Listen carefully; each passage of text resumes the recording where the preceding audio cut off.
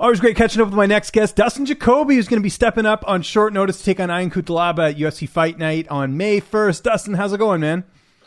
It's going really good, James. Certainly happy about the fight that I got coming up. And yeah, man, just been training hard and back to the grind and ready to get back in there and showcase my skills. It's funny, when we set up this interview, I was talking to your PR team, your management, and they were like, oh, do you want to interview Dustin? And I'm like, Dustin has a fight? And then I saw you were replacing Devin Clark. When did you find out about this? Because it seemed like it happened pretty recently in terms of you getting the matchup. Yeah, so on Sunday, I was actually in Arkansas. A good buddy of mine, Brian Foster, I'm sure you heard the name. Interviewed him a couple times. Fighter. He's got a really nice dog, actually. I remember Brian. Yeah, Titan. Yeah. Dude, Brian's a great dude. Him and I go way back to the Hit Squad. But I flew in and to train with him a little bit, and then I was a special guest at one of the amateur fights, his promotion that he puts on.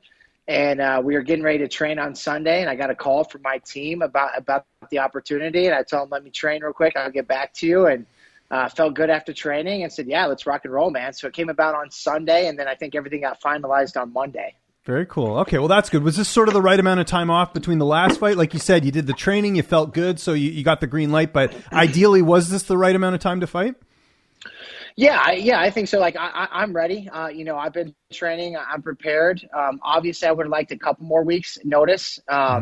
Because that was my thing, to take all of April to really get back after it and then look for something like mid-May. It came a couple weeks sooner than I expected, but, I'm happy about it, man. The UFC gave me a new contract, so, Ooh, nice. I think they're thinking very highly of me, and I'm excited to go out there and put on a show for them and show them that they made the right decision investing in me.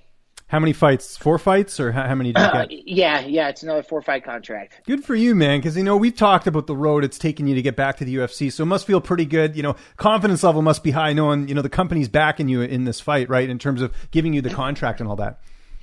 Yeah, absolutely, man. It feels great. Like we were talking, just a year ago, how much has changed in a year's time, and even dating back to 2018, not knowing if I was going to continue fighting. I knew I could. It's just I had put a lot of years in. I broke the arm twice. It was giving me fits and took some time off. But just to see where I'm at, in the past couple of years, from 2 years ago or even a year ago, I'm extremely happy. All of my hard work is paying off, and now we just got to keep the ball rolling. And just last thing, you mentioned Brian Foster again. I had someone who I've followed throughout his career. Is he still fighting, or is he taking a step back? What's the latest with him? He is, man. He's actually built a gym and has a great team, has a lot of members over there, and he has his own fight promotion, and they put on a show like once a month or once every other month. He's doing extremely well. And yeah, I think he has a kickboxing fight coming up this summer in June. That's another guy, man. He'd go fight in the UFC this weekend if they called him. He's a little bitter about how his path went with the UFC and how, he never got back to there. And of course, getting cut off of a wins and a great career of his, I feel bad for that guy because he was a true fighter's fighter, just a warrior by all means, and a guy that I really looked up to my entire career. When I first turned pro, that was the guy that I wanted to be like. And but all that aside, man, he's doing great. He's still competing. It's not on the front end of things. It's not like he's, this is how he's making a living anymore. He's doing very well for himself from his gym and the promotions the fights he's putting on with his promotion. So fighting's kind of taking a back burner, but he still goes out there and kicks ass, man. I'm proud of him. Let's talk about Ion Cutelaba, 15-6 record. He's a wild man. We know this. We've seen this, with the stare downs and all that. How do you feel like you match up against him here? Oh, I love the matchup. See, that's another thing too. Is when they brought that fight to me, I was like, man, absolutely love the matchup. It's hard. And then I got the new contract. It was like, done, man, sold. We're doing it. But I think I match up very well. Like you said, he's a little bit of a wild man. I think he fights with a lot of emotion. And I find it interesting on Twitter and stuff. People are saying it's a big step up in competition for me. I see it the other way around, man. I think it's a step up in competition for him. Yeah, he's got 9 UFC fights. He's 4-5 in the UFC. A lot of respect for the guy. And you know what? I've watched him fight the past couple of years. I've always had my eye on him. I look at him, I'm like, man, I could really see myself. It'd be fun fighting this guy. Mm-hmm. And here we are, man. It's almost like I manifested it into existence. But I feel great. I feel like I match up very well. I think that, he's a big power puncher, big boxer. boxer, throws wide punches. I think that, my precision and my striking will be key. And, I think he's even going to try to take me down early on. But another thing about him, I feel like he gasses pretty quick. He's got about 2.5 minutes of just raw power, and then he fades a little bit. But, I'm looking forward to meeting him in the middle, man, and throwing bombs with him. It's a great fight. I can't wait. The time we're recording this, you get your teammate Anthony Smith fighting on Saturday for UFC 261. I know Cody Brundage is in there. Who else are you getting to work with as far as bodies in the gym for this camp? Yeah, I got Cody Brundage, of course, who's built very similar to Cutelaba, a much better wrestler. So I'm very confident. I love training with Cody, man. He makes me feel really good about my ground game. Josh Friend, who fights for an LFA middleweight world championship here coming up. Another one of my main training partners. We got this big guy I've told you about, Big Nerd, man. He's finally 1-0 as an amateur. Knocked his opponent out, and he was the guy I was telling you. He's not your regular amateur, man. He's going to be able to have like maybe 1 or 2 amateur fights. Nobody's going to want to fight him. He's going to have to go learn on the big stage. So he's a great push for me. Austin Jones, another a high-level guy, big-time pro that we have in the gym. So that's kind of our small group right now. And I've got a lot of good rounds with Anthony leading up to obviously he's gone this week, but past 3 weeks I've gotten a ton of great work with Anthony. So I feel pretty prepared and really good about this fight. Who's going to be making the trip down there with you in terms of your corner? I have Mark Montoya going, I have Cody Brundage going, and I have Alex Hernandez going. Oh, nice. Good having Alex there, right? He's a personality, right? He probably makes the fight week a little bit lighter, having him around. Dude, I ever since I met that guy, I absolutely love him. And actually, we fought on the same card the past 2 fights. Oh, that's right. Yeah, that's true. So my return back to the UFC has been awesome because Alex has been there, and we both been competing and just been around each other on fight week. We spend a lot of time together around here, and just bringing him out there, man, it's gonna feel good. I like having him around.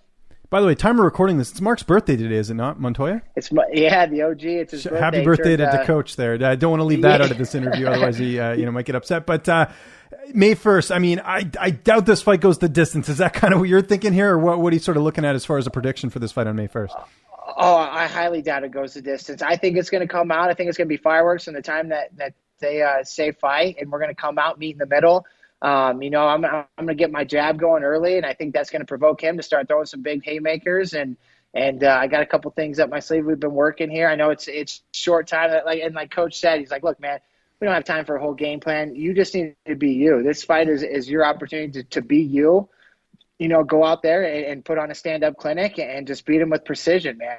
Beat him with precision, accuracy, and Cutelaba, he has been dropped a few times, and I think he's lost his past couple. So, but with that being said, he's coming. He's been on this card. He's been training his ass off for this card, and he's lost 2 in a row. He's ready to come out and make a statement. So, I fully expect the best Cutelaba there is, and may the best man win. Somebody's going down, I guarantee it. Did you happen to catch the Ben-Askren Jake Paul fight? Because I know you were working the Saturday, but did you happen to catch the replay or anything like that? Yeah, so the fights I was at, they had just got over. We went to B-Dubs to check out the UFC card. And I was like, oh, man, the Ben-Askren fight. I was like, dude, I want to see it. And so Brian Foster was like 100% all in on Ben-Askren. So then that started up a little feud. I'm like, you kidding me, dude? You see this guy? Have you seen him like at weigh-ins? And he can't box. Mm-hmm. So we started going back and forth. I buy the fight as Askren's walking out. I ended up buying the fight. And it was, 2 minutes in, I called it. I said Jake Paul was going to knock him out. Unfortunately, part of me wanted Askren to win, but part of me wants Jake Paul to keep it going. I go out there and knock out Cutelaba, and it sucks because instead of calling out MMA guys, I kind of want to call it Jake Paul because, the payday's there and the publicity and all of it. Dude, I want to stop his freight train right now. But I did catch it. I wasn't surprised, man, and it went exactly how I thought it was going to go. And you know what? There's a lot of shit being talked about Jake Paul or whatnot. The guy is decent. I mean, for being a YouTube guy and not even really a professional fighter, he's actually pretty decent. So, props to him for doing what he's doing.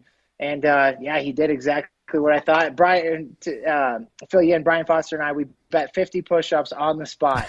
So right when he got dropped, Brian just went down and started doing the push-ups right there in the middle of B-Dubs. So that was pretty funny. Good stuff. Make sure the floor's not too dirty. Most important question in this interview, man. Last time we talked, I knew you're going on this big golfing trip tournament in Vegas, I believe. How did it go? Who's the winner? So I fought hard. I did my thing. I ended up getting second place, man, against all odds. We did Stableford scoring, and we did a cumulative points. So we played 4 rounds, and every round and 30 points is kind of the target you want to get if you want to be in the final group on the final day. And I think the first day I got like 29 points. Second day I came out hot with like 33 or 34 points, and I was right up there in top 5. Third day I was steady again, like 32 points, and I was 5 off of the leader going in the final day. And the leader, a buddy of mine, he's a lefty. He's a 3 handicap. I played at a 7 handicap. And you know what? He's just so good, man. We played in the final group together, and it was like, it almost seemed impossible. He never hits a bad shot. He's just such a good, smooth golfer. And he ended up winning by 4 points, man. Wow. So, and not too bad coming out off of a war the week before, coming out there, not even the week before, just like a few days before. And going out there, and I ended up scoring 128 points, and the winner got 132. So I got second, but I gave it a good run, man. What killed you? Was it your long game, short game? Or was it